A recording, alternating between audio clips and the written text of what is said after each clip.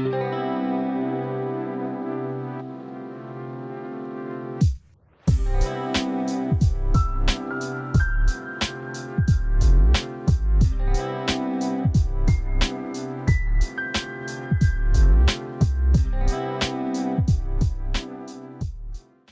approach to study shows we need to know the meaning of words. This is Morris Nationality 102. The meaning of things. The concept itself is out of a hidden closet of esotericism in the Western world. And the reason I say Western world because we already know that the idea and entitlement of more is a part of Masonic literature. And Masonic entitlement, again, as a hidden factor. The verification of that is Elizabeth Cooper's book, Medieval Freemasonry, which they still have not been able to put on their shelves. That Elizabeth gives the term Freemason in her footnotes. And in the bottom of the page 12, her definition of Freemason is, no, excuse me, she gives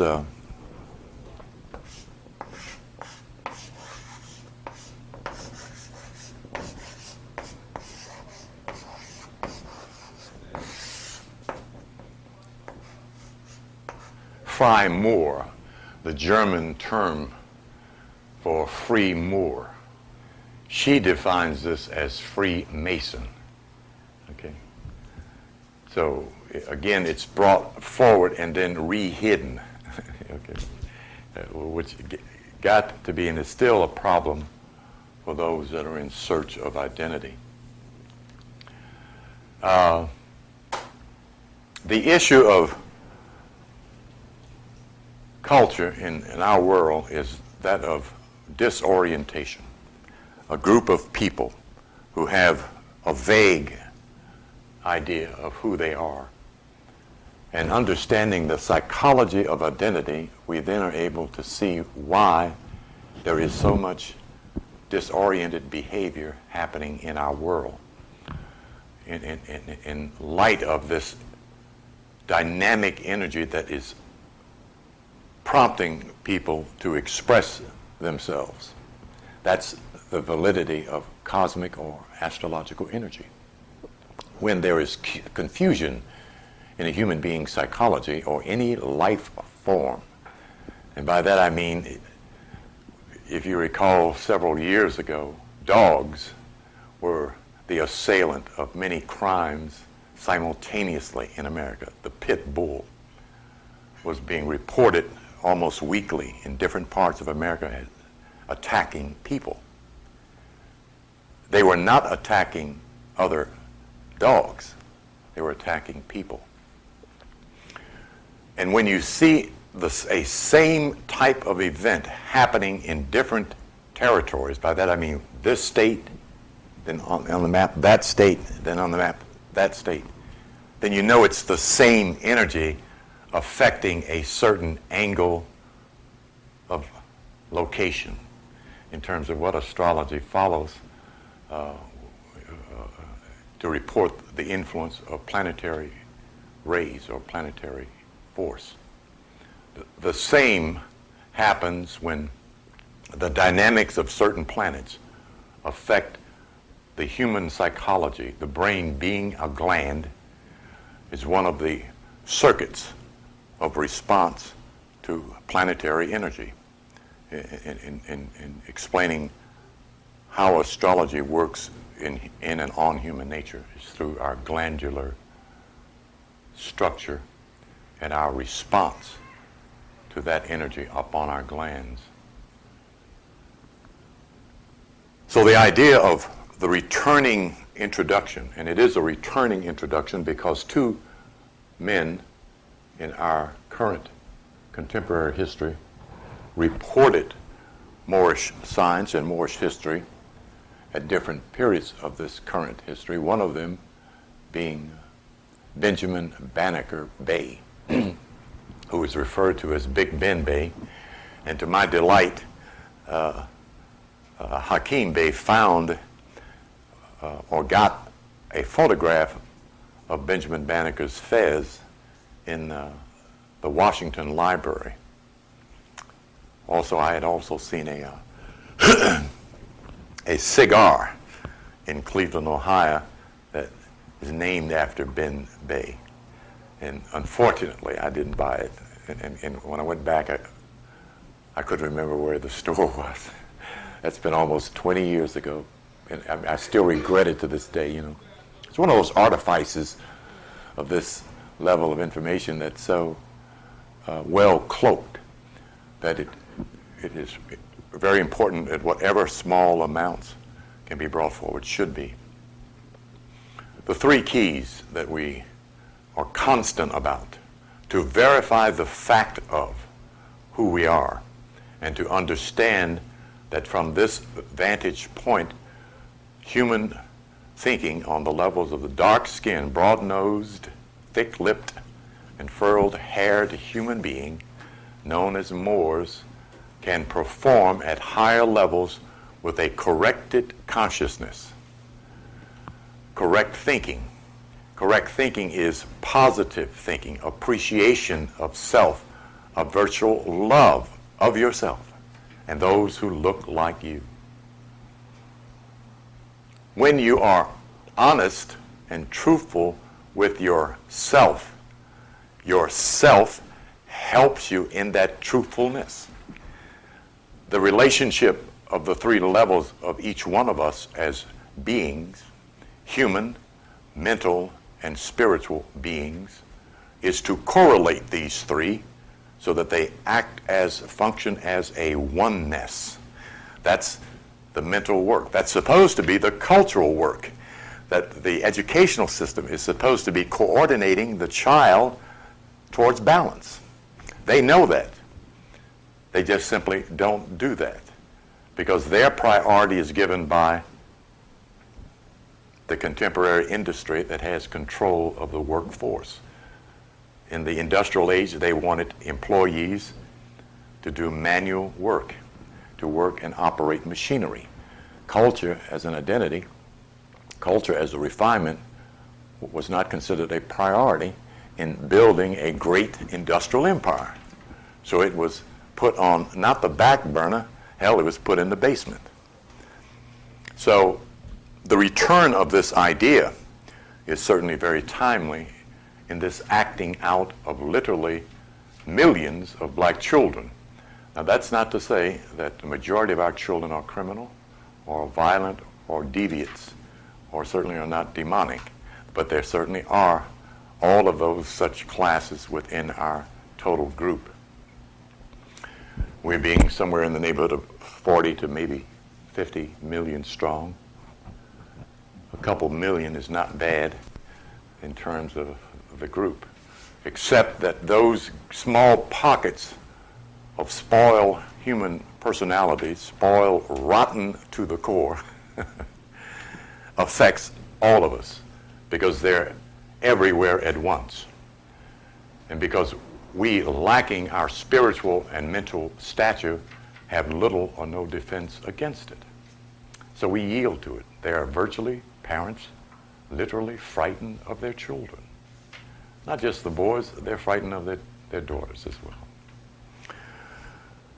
So in getting to the three keys, identity, self-knowledge, and self-revelation, those are the three central thematics of who we are, what we are, and where we are. Identity, self-knowledge, and self-revelation.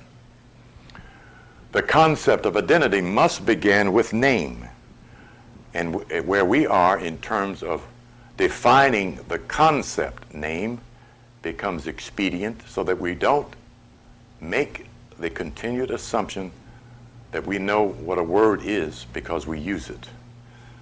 As a young brother threw back at me when I asked him what was his name, and he said John, and I said, well, what does John mean? He said, John means John. Well, that's not quite true. So getting to identity gets to be a matter of factualizing first, because the most important concept here is we're not dealing with belief. We're dealing with knowledge. We want to be able to know and to prove or verify the body of knowledge that we study and espouse, so that we bypass two levels. One, the conflict with believers and the problem of getting to the higher level of consciousness. You cannot get there by belief. You get there by knowing. Your higher mind will not let you in if you only believe. That's why the precept, the maxiom in the scriptures is, man, know thyself. It does not say believe thyself. Man, know the truth. It doesn't say believe the truth. Knowledge opens the higher doors of divine mind in which we live and move and have our being. The three places that we are to search and research for this identity, self-knowledge, and self-revelation is history, the Bible, I'll abbreviate this one, and the dictionary. This is a misnomer. This is a Eurocentric concept that allows those that chronicleize our records to manipulate and give the point of view of that past to their children, then matter-of-factly to ours. Yes? How about other said holy books? That's a very good question, and just as I wrote that, it came to me that we cannot rely upon Quran, Bhagavad Gita, Bhagavatam for that identification. The reason why is that the system used in the Bible is not the same systematic approach to Quran, Bhagavad Gita, Bhagavatam, and other books. The Kabbalistic system is an ancient Moorish system translated to what is now referred to as a, quote, Jewish or Judaic or system of Judaism. The Cushites did not have to do that. They had their pantheon of gods. The Muslim does not have a pantheon of gods. In fact, it omitted that pantheon from which they got the source of the ayats for Quran. By they, I don't mean a group of them, only two. A divine man called Gabriel, who helped another black man called Muhammad Rasulullah to structure over a given period of time the scriptural verses of the 99 chapters of Quran. Which brings me to this remembrance here.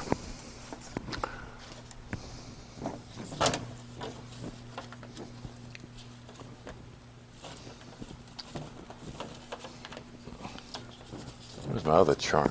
I'll get that in a minute.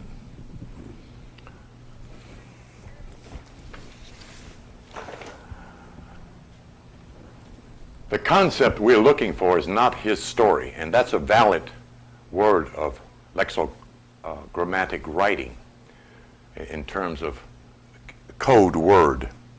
His story is exactly what the word means. Him being the European writing about someone else's records of past. What we're looking for are our records of our past. And that's a difference. Those records of our past are from our ancestral point of view, not his. Thereby, the validity of Afrocentric and Eurocentric, meaning the African's point of view, center of thinking, center of viewing self, family, community, and world, as opposed to a European view of community, family, worldview. Before the transition of Yosef ben Yochanan, that's what 98% of colored Negro Americans had, was a European point of view. You know, Frantz Fanon coined this from the distance of Algeria when he said the only alternative that the African has is to become white. You know, but he first announced that he was not cosmically conscious and was not illumined, and it pretty much run into an intellectual blank wall in terms of where the African could go from the disadvantaged point he was in at the time that Fanon was writing. This was even after the Algerian Revolution that they thought was going to be a success, and I guess even then, some Boudelays turned around and turned the government back over to the Illuminati. You know? So from his vantage point, I guess he was pretty much correct at that point. At that point, it seemed to be no place for the African to go, being the subservient class. Then the refound concept of the African in America, the Negro colored fellow and his clan, who discovered he's not a Negro, not colored, and not a fellow, has been virtually the greatest revelation of this millennia for us in this discovery that is gradually dawning upon the masses. The first part of that was going from Negro and colored to black. See, black suddenly one day became beautiful almost everywhere at once. In the passing through of those that were carrying this torch to illumine black America in the earlier period of black art, black conferences, black everything. But even then, black folks still tremble when they heard the word black, you know. So we were understanding the problem of our psyche being disturbed with a concept that had no cultural value or validity in our own psychology. It didn't mean anything except dark.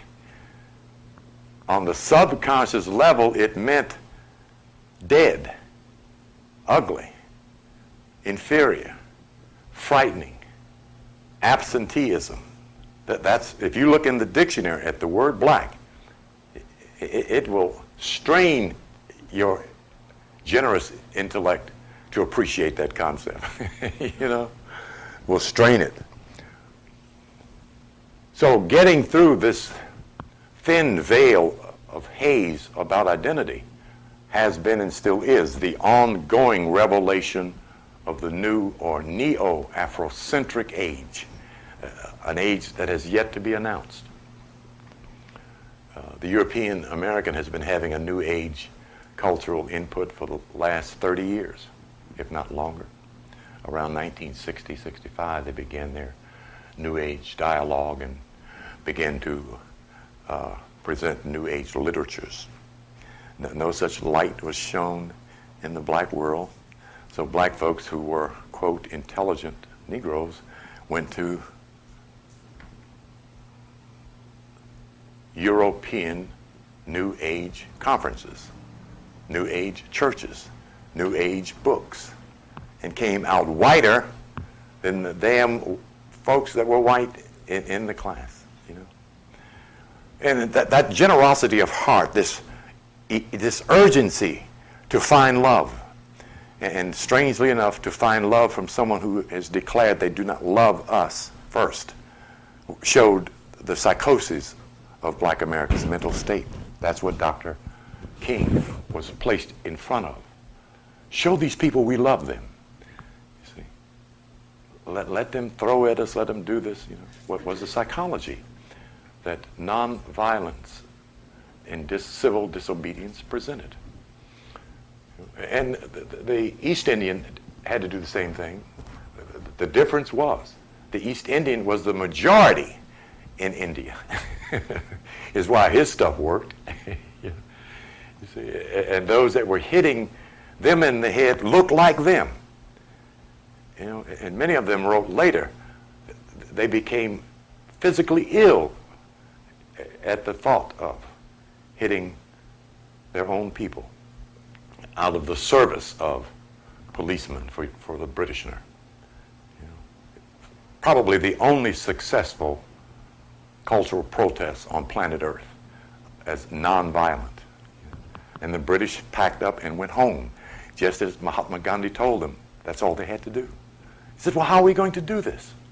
Just pack up and go home. It's that simple. You know. We have not been that fortunate.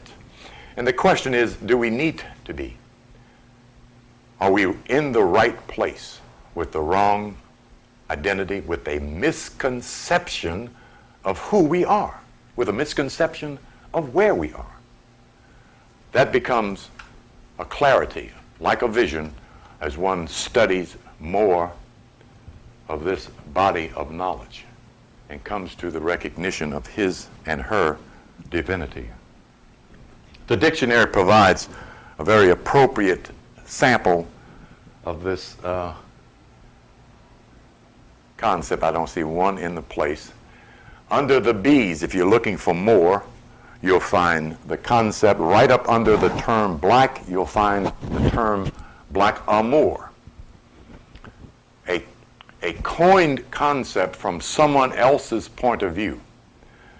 Just as many terms underlined by MacRitchie in his book, oh boy, I can't think of the name of MacRitchie's book. He dealt with the multiple levels of names in Scottish, British literatures, and in Scotland and Brittany that mean black. Hundreds of such names. As we all know, Schwarzenegger means black. The point of identity that the European Iberian, now called the Spaniard or Spanish, is the one that referred to the Moors as black. The emphasis is that a people don't call themselves by their complexion. That's not an identity, that's a descriptive. Just as the concept Egyptus was given by and is still presented by some European scholars and a couple of Negro scholars as an identity for the definitive of the concept Egypt. Burnt skin. See? Why in the world were the most powerful group of people in the Eastern Hemisphere articulate themselves as the ones of burnt skin? Does that make any sense to anybody? Okay, but again, we see the cloak. Each time we break down a term like that, we see the cloak, the screen, the smoke screen that prevented but satisfied the lay student, not the scholar, not the nervous searcher of truth, from pushing back the curtains to find the real definition or definitive. So from these advantage points, we're able to find a validity, a fact of this concept. In the genealogy of this man,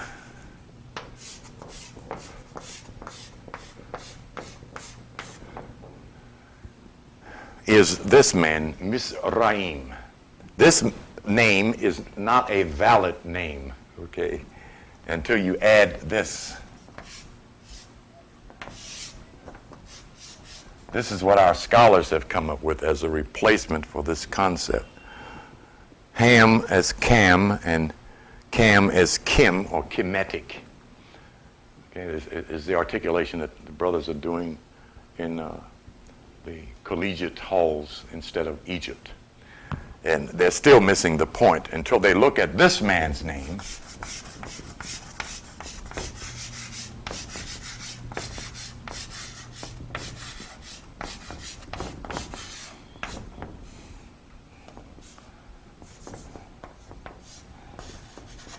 Hammurabi, or Hammurabi, as I think C.M. Bay made reference to, and C.M. Bay not being orientated toward etymology or being orientated toward etymology and being Pisces did not break the term down.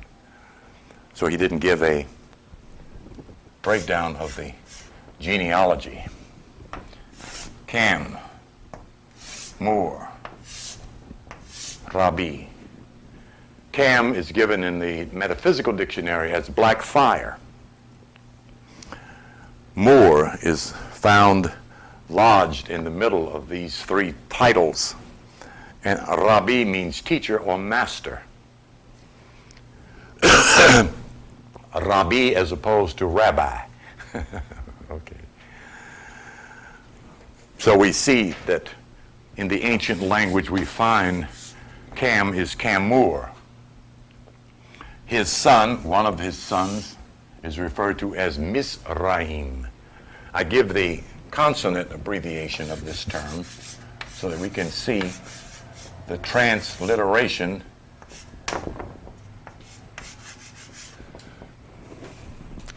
in relationship to and validity of Dr. Budge in the one of his books. I was getting ready to say the commentary of the Book of the Dead, but I'm not sure it's in there, of this hieroglyphic found only by me.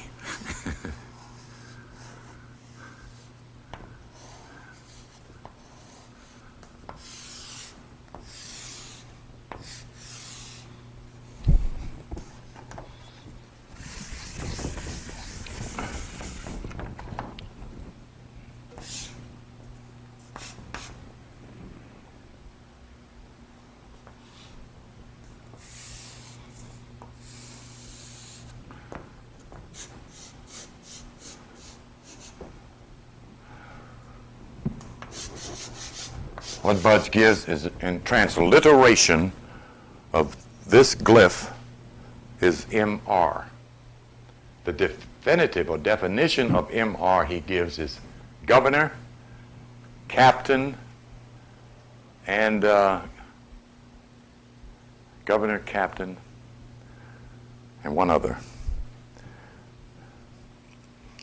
The owl universally, at once, simultaneously, means wisdom in every culture on the planet. This glyph is referred to as Inomo. That can be verified in two places. In the book, Robert Temple's The Mystery of Cyrus, he gives this glyph. And also in a book gone past now called The Philosophy of the Muntu, the Muntu Bantu philosophy. He gives Inomo as magic word or word of power. And this represents A, water, B, electricity. The Kemetic Moor's discovery of energy in water made the comparative of a generative picture of water waves as electrical power. So the definition coined here is Lord of the earth.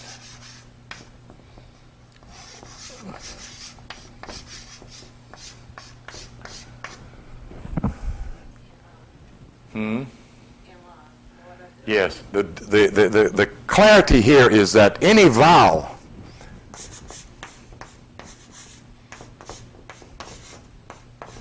placed between those two consonants still produces more.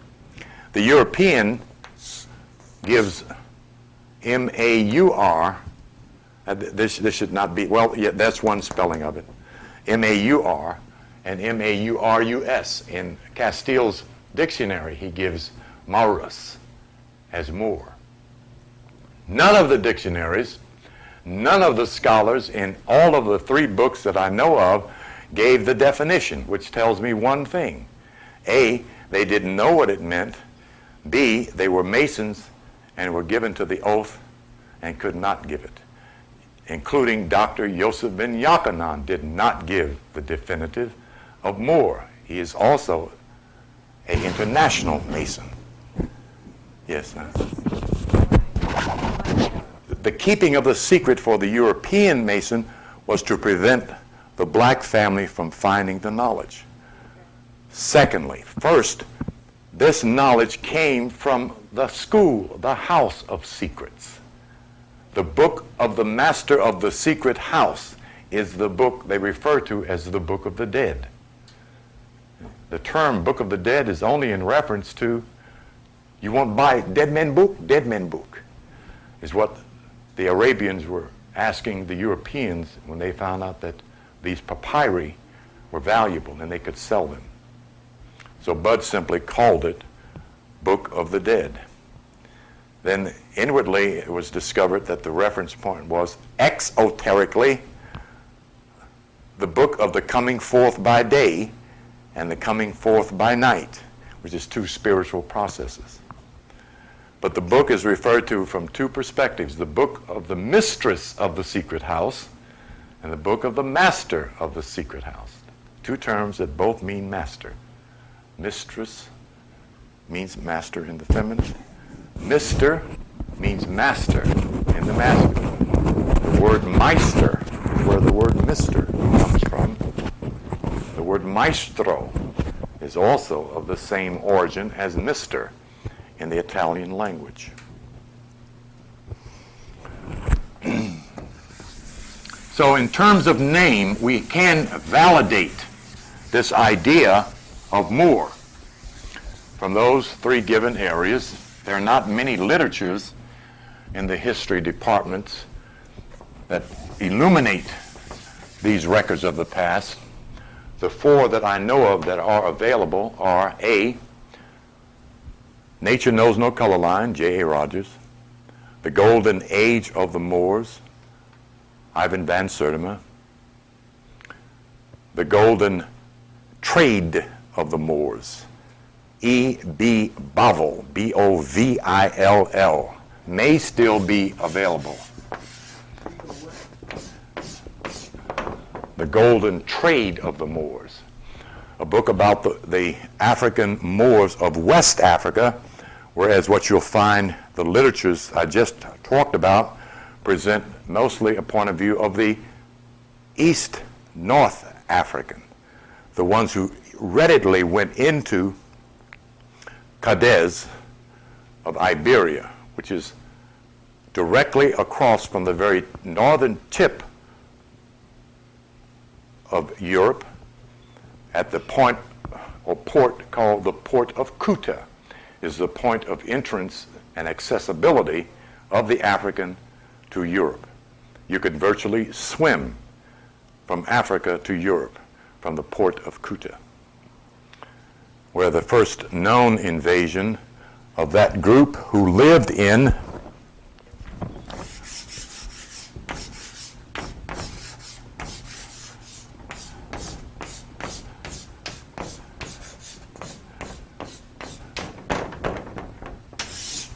Mauritania, town of the Moors. Morocco, the rock place of the Moors. Marrakesh, the place of the Moors. You'll find those on the map. Not seemingly refer to as having any significance in the Negro history classes that are going on in America, where most of the time there are no African maps in the classroom, where there are African descendants, where most of the time the teachers that teach Negro United States colored history have no such map at home. So the problem of where we are gets to be a consciousness problem, gets to be a problem of human psychology. If the human being cannot describe, define, or locate where he is, he then is disoriented. See? In the cultural picture, the problem of geographical amnesia is a valid mental illness for almost 80% of the black population. See? As I heard the second week I was here, a Negro colored fella over by Pascal's say one day, "I ain't no damn African. I'm a Negro. I'm a colored man." This is 1986. You know? So we're understanding disorientation. But what we need to know is there's a reason for it. Not wholly the problem of the dark-skinned, broad-nosed, and thick-lipped, furled-haired human being known as Moors. Yes? And just the correct manner of speaking Mm-hmm. is the African, the Moor, or the Moor. Yeah. Go ahead, work with it, my brother. And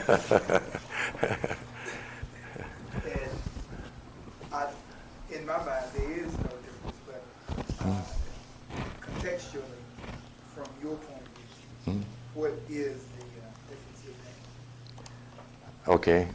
Another very good question that usually I don't get to deal with until later, but I'm glad you brought it up. The politics of Pan-Africanism and the problems needing solutions of the disunification of the African in sympathetic reach by the Moors' sleep in America to adorn the idea of being African Americans was one of identification with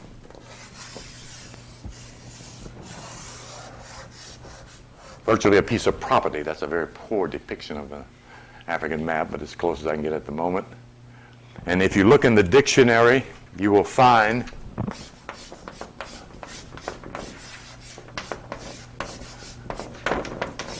this word, but there's no definition for it. You will find it under a map. So if you ask an African, what does the word Africa mean?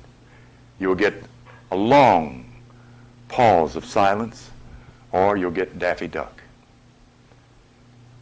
That again, the scholar found no need to research it, and if he did, he looked usually in the Greco-Latin Roman text.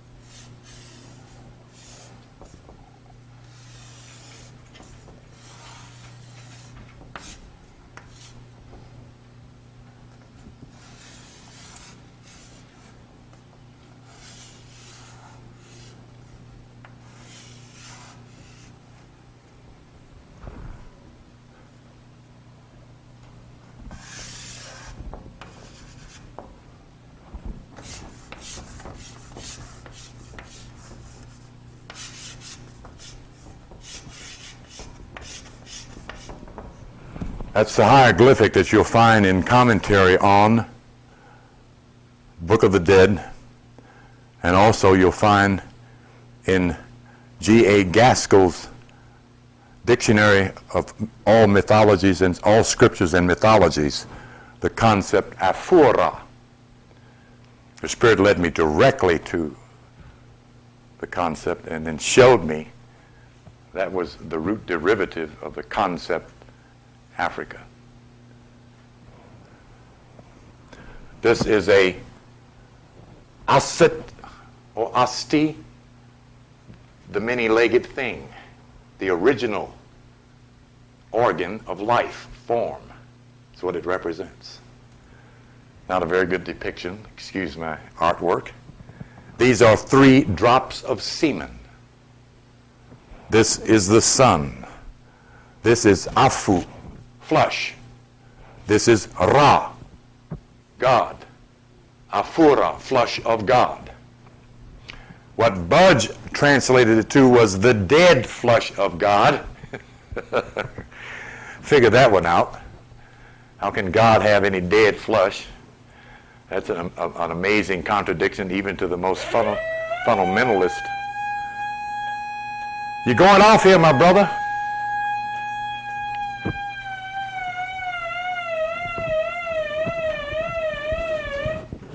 Thank you.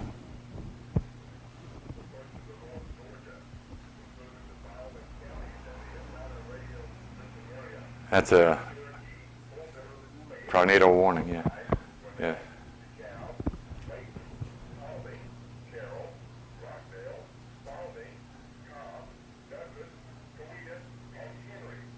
All that where white folks are. Yeah. Yeah, well, they ought to be watching it because it's definitely up for grabs. We're in tornado season, so it's not anything that's startling, surprising. It's just that they come suddenly, like a ghost in the damn night. Let me get back here before I start running off here. I see Jim and I is getting ready to grab something and run with it. So the idea here is one of descriptive. The concept of name, of person, is the concept gained from the state of what is called eponymy, or the eponymistic state. In that antiquity, a group of people, a particular man, as we look back in our chronology, whose name was Camur, or An Misraim, and went east of Eden, as Yosef ben Yachanan points out, to a plaque that they call Giza. Cleared this enormous piece of swamp property, drained it dry near the greatest river on the planet. Why? Because of two things. A, it flowed upstream. Two, it brought, when it came upstream, the topsoil of 4,010 miles away from where they were, the richest soil in that entire geographical line of direction. And they, at that point, were able to settle there, stay there, plant, cook, eat there, and sit down, as Dr. John Henry Clark said, for the first time the African discovered that if he could sit down and think, he could build him a world. And that's what the cursed one, Ham's family, did. And out of that thinking, they built the greatest buildings on planet Earth. There, they unraveled the mystery of God. You see. There, they were able to sit down on a pyramid 4,800 feet high at night and watch the stars parade across the horizon in clear view and map out the heavens. Then they were able to build that building that contains all of the mathematics on planet Earth, because they discovered the cross, the font of, the foundation of all mathematical knowledge. So, in agreement with, and you'll hear me use the term African Moors, I'm in agreement with that identity, not with identifying with the property, but with identification with the people who came from that property, and we carry their genetic code and their blood. And the reason we know that, wherever we go, we keep making dark skin, broad nose, thick lips, and furrowed hair. It doesn't matter what language we speak, what songs we sing, or what clothes we wear. We're of the same family line that dominates human genetics when entered the female body. So eponymistic is the parent who gives his name to his woman and his name to his children and his name to the property that he settles his family on. That is the eponymistic state. Not from the property to the man, but from the man to the property. Okay. There may have been someone called Afura. It was a ritualistic title in the process of initiation. So perhaps it was used as a title.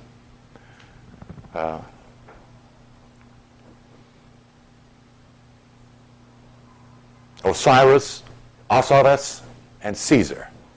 If you look carefully, you see the comparative translation of how a European became a Caesar by using the same methodology of the secret house as the ancient Kemetic Moors, but under the banner of another language. The Caesar was a god king. The Kemetic Moor, Pira, called Pharaoh, was a god king. He just happened to be god king before the European was even known to be on the planet. That's what John Henry Clark underlined for us. He said almost 3/4 of human history was over before anyone knew that a European was on the planet. So in looking at a concept, not at a book, the book referred to, and I didn't do the whole concept there, though I should have, because this is a very valid word here, as a man I'll make reference to in a minute used.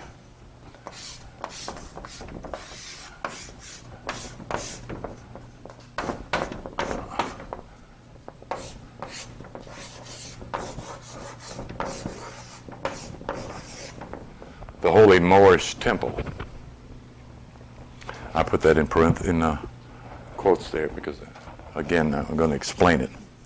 The first public presentation of this information happened through, as we know, best know, from Timothy Drew, who became Noble Drew Ali, who founded the Moorish Science Temple in approximately the early 20s in Newark, New Jersey, then moving from Newark, New Jersey to Chicago, Illinois. He wrote a little pamphlet called the Holy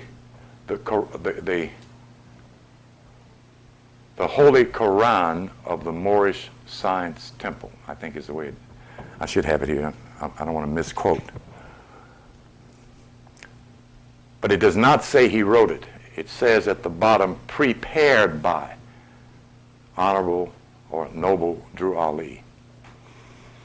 At that point, and this is the analysis that I like to offer as why he tried to take a science and make it a religion, is because he had a group of illiterate Negroes who not only, most of them could not read, but that was not the priority of the 1920s.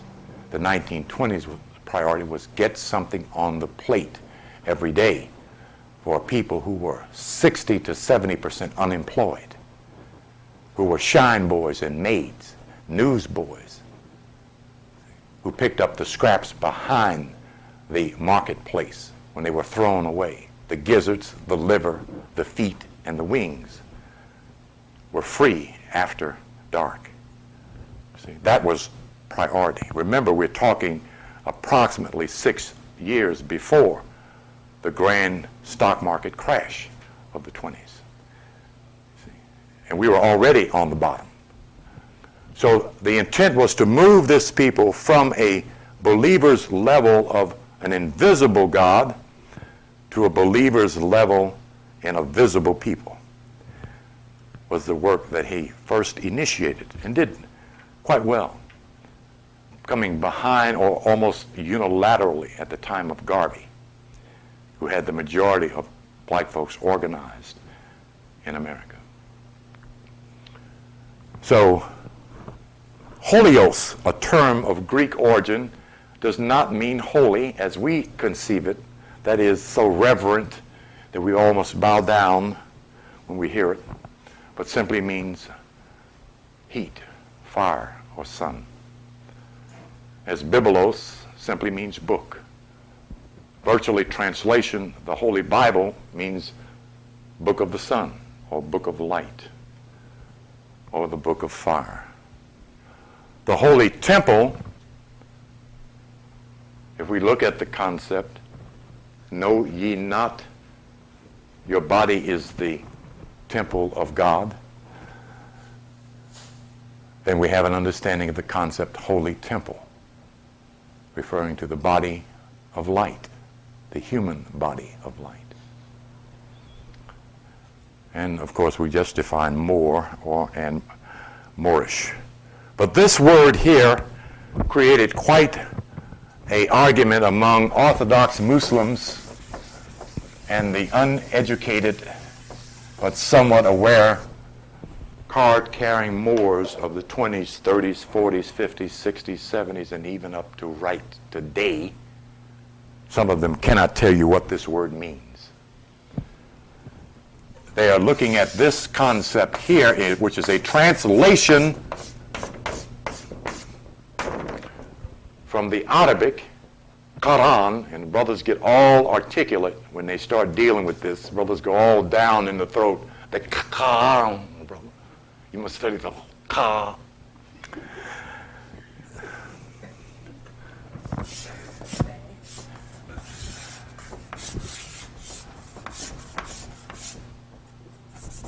Let me write this correctly here. As you will find, there is this introduction to the Codex Inscriptus as you move into the knowledge of Moorish science. That becomes the foundation of what Moorish science is, as opposed to some book or some belief system or some lodge or temple.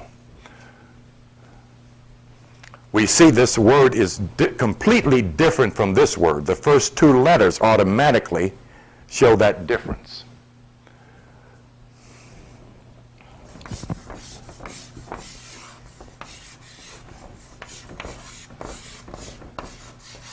Knowledge,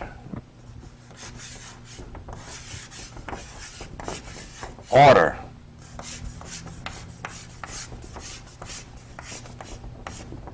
rhythm,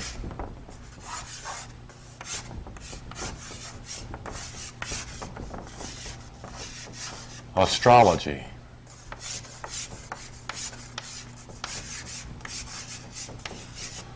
and nature. There isn't anything left. The knowledge of the order of things, the knowledge of the rhythm of things, the knowledge of the universe, the solar system in its behavior, its power, its definition, its meaning, and the knowledge of nature. Human nature, God's nature, and the nature of nature is Moorish science as a study, the real book of Quran. Okay, everybody got that one? That's my latest revelation. That is not in anybody's book.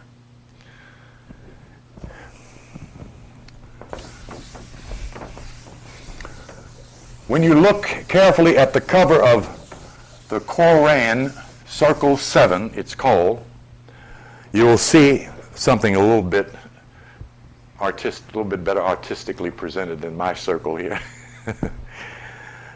You'll see slight niches at the 4 points of the circle, which tells the knowledgeable student or more that that's not a circle, but a zodiac.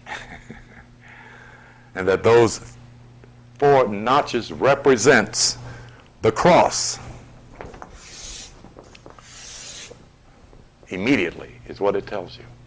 And if it represents that cross, it then tells them that there are 12 points in that circle that are symbolized by 12 symbolic signs, which then presents them with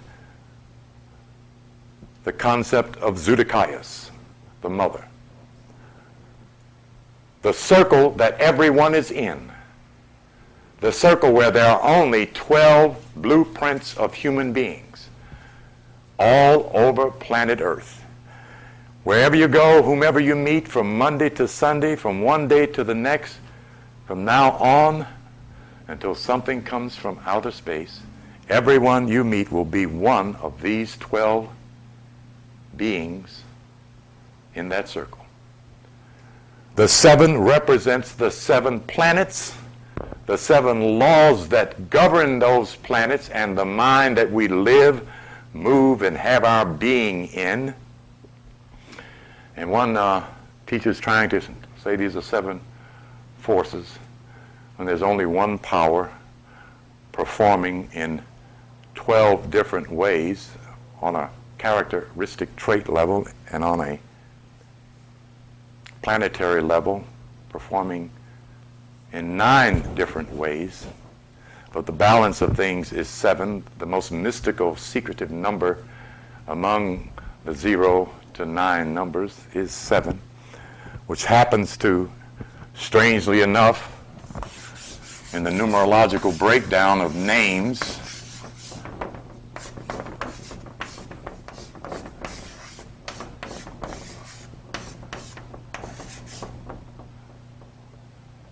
I got them all.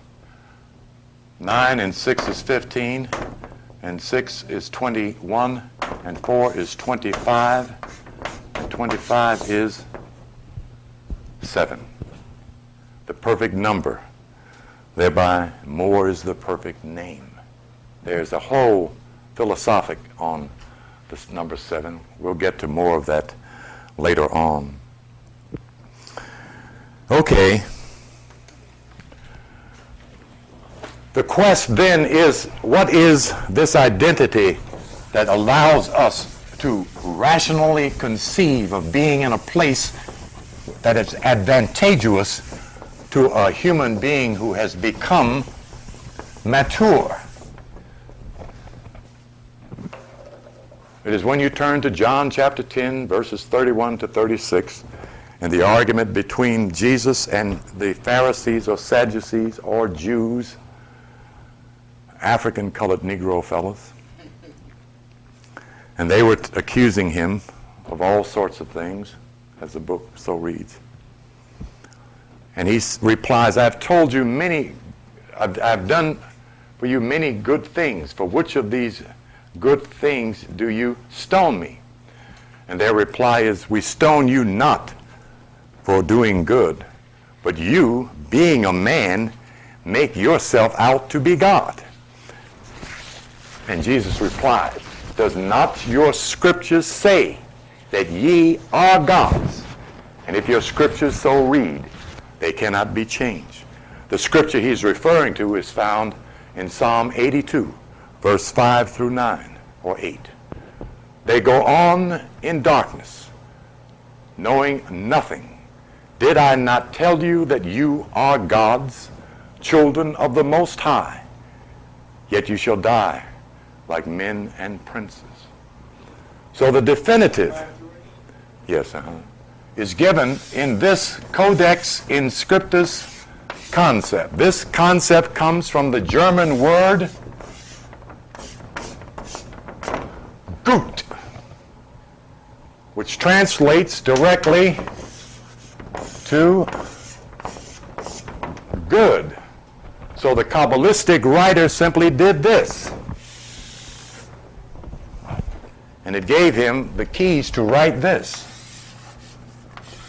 Generator, brain. Operator, soul.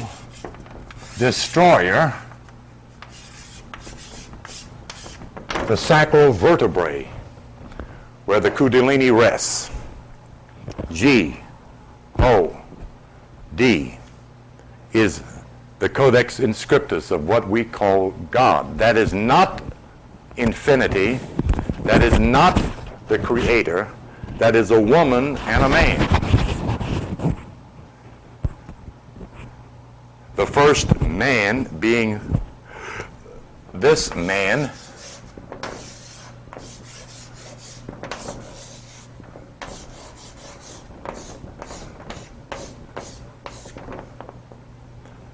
can you see that? Can you see that? Anybody? Okay, because I got some other markings up there. I want to make sure it makes sense to you. This eraser does not erase much, as you have noted. I'll put that on tape for critique for future time. This womb man is defined by this symbol under this sign. And she is the one who produces this symbol under this sign.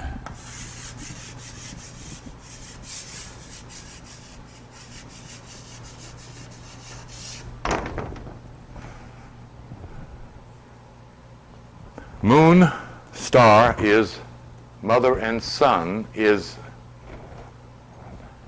the ancient word for mother is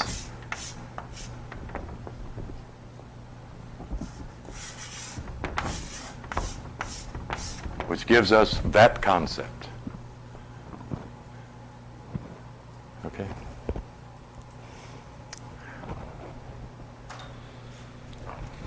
But before you can get there, and here's where we go further into the Codex Inscriptus, the Kabbalistic keys of Moorish science, the keys that unlock the hidden knowledge in every scripture, though we won't find the concept Morus, Ma, Moor there, we will certainly find Lord there.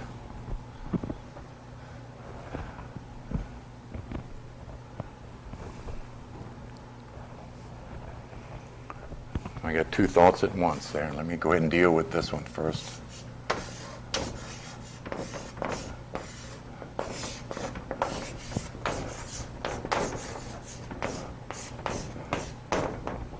Lord of the earth.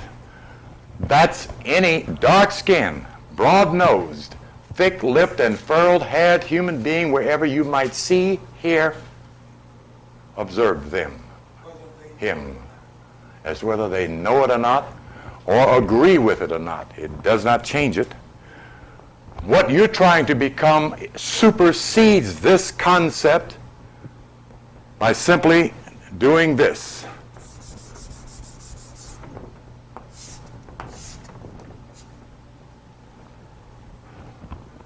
That's what makes you a cultured Moor.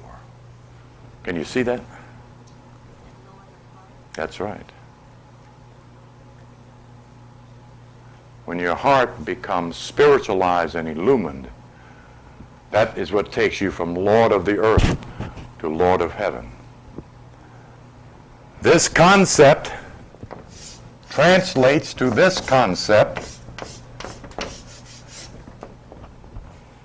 which cannot be broken, which men cannot make. Nature makes law, men makes rules, ordinances, and policy.